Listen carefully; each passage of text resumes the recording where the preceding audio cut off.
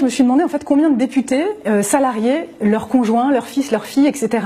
À l'Assemblée nationale, c'est-à-dire aux frais du contribuable. J'arrive à la conclusion que à peu près 20% des députés de l'hémicycle en 2014, puisque c'est l'année sur laquelle j'ai travaillé, ont embauché à un moment donné de l'année leur épouse, leur cousin, leur cousine, etc. Donc je crois qu'il y avait en 2014 52 épouses, 28 fils, 32 filles de députés qui travaillaient, plus ou moins, à l'Assemblée nationale ou en circonscription, puisque ça peut aussi être dans les départements. Alors je ne sais pas si on peut dire endémique, mais en tout cas c'est une pratique effectivement très courante, à droite comme à gauche. De ce côté-là, il n'y a pas de clivage politique.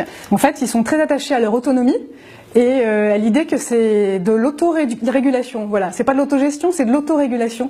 Sauf que la régulation, elle est à mon avis insuffisante pour l'instant. Il serait temps, je trouve, que l'Assemblée nationale tente de mettre en place un contrôle sur la réalité du travail effectué par ses proches. C'est vrai que c'est difficile. En tout cas, peut-être exige un niveau de diplôme ou de compétences suffisants, c'est pas toujours le cas, ou c'est des compétences qui n'ont quand même rien à voir avec le travail parlementaire.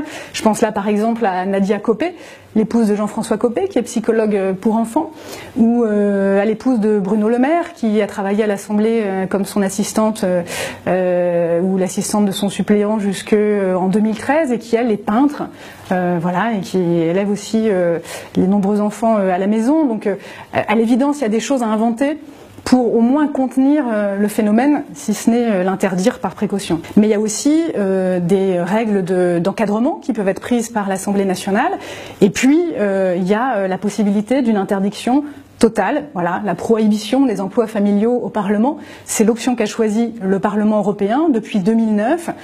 Personne là-bas ne s'en plaint.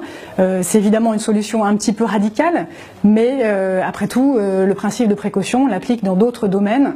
On voit mal ce que ça retirerait aux députés de leur interdire de travailler avec leurs épouses. Eux, ils répondent toujours, mais vous vous rendez pas compte, le travail de député, comme c'est prenant, on n'a pas le temps d'être en famille, etc. Donc c'est aussi une manière de garder un lien avec mon épouse ou mes enfants. Bon, je trouve que c'est un argument qu'on comprend, mais qui est pas recevable dans une démocratie moderne, mature, qui est confrontée à autant d'abus. Donc au fond, le seul garde-fou, il est d'ordre pénal. Voilà, un emploi fictif, c'est illégal. C'est illégal d'être payé sur fonds publics à ne rien faire.